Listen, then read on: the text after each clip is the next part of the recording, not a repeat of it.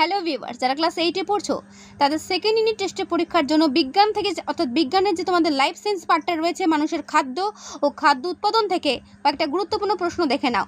জৈব সার ব্যবহার অজৈব সার ব্যবহারের চেয়ে ভালো কেন? যুক্তিসহ বর্ণনা করো। পুরো নাম ডিডিটি এবং 2,4-D। দুটি আগাছানাশকের নাম, ট্যানিন উৎপাদনকারী একটি উদ্ভিদের নাম, এনপিকে সারের উপাদানগুলো করবে। রবি শস্য ও খারিফ শস্যের মধ্যে পার্থক্য। এখানে হাইলাইট করা প্রত্যেকটা প্রশ্ন করবে।